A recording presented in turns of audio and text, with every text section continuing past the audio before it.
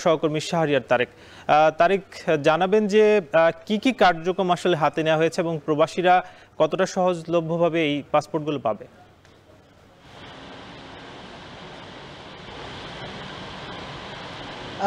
এখানে আপনি জানেন যে মালয়েশিয়াতে যে সকল প্রবাসীরা আছেন তাদের যে পাসপোর্ট নবায়ন করার জন্য তারা তাদের এমআরপি পাসপোর্ট নবায়ন করার জন্য আবেদন করেছিলেন এবং হঠাৎ করে বাংলাদেশ সরকারের পক্ষ থেকে একটি সিদ্ধান্ত আসে যে এমআরপি পাসপোর্ট নবায়ন গ্রহণ এবং বিতরণ সেটি বন্ধ থাকবে। এর ফলে কিন্তু প্রায় 28,000 প্রবাসীর আবেদন বন্ধ ছিল বলে আমরা জানতে পেরেছি। এর ফলে কিন্তু প্রবাসীরা এখানকে যারা মালয়েশিয়াতে আছেন তারা তাদের ভিসা নবায়ন করার ক্ষেত্রে তারা একটা জটিলতায় পড়ছিলেন এবং তারা চাচ্ছিলেন যে সরকার যাতে দ্রুতই তাদের এই এমআরপি পাসপোর্টের যে আবেদনগুলো তারা জমা দিয়েছিল সেগুলো যাতে বিতরণ করা হয়।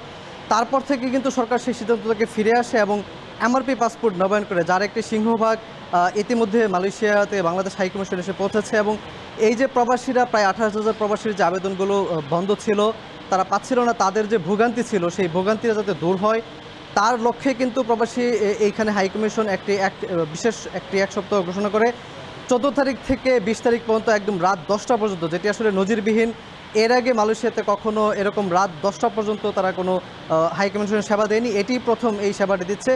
হাইকমিশনের সঙ্গে আমরা কথা বলেছিলাম, তারা যেটি বলছেন যে এই যে প্রবাসীদের যে ভোগান্তি হচ্ছে, তারা তাদের ভিসা পাচ্ছে না, ভিসা নিবন্ধন করতে পারছে না পাসপোর্টের জন্য, সেটি যাতে দূর হয় সেই জন্যই তারা এই উদ্যোগটি নিয়েছে। এবং এখানে এসে আজকে আমরা যেটা দেখতে পাচ্ছি যে শুরুতে 14, 15, 16 এই কয়দিন ব্যাপক প্রবাসীর ভিড় ছিল। তবে আজকে সাপ্তাহিক ছুটির দিন রোববারে আমরা প্রবাসীদের যে উপস্থিতি সেটি আমরা কম দেখতে পাচ্ছি।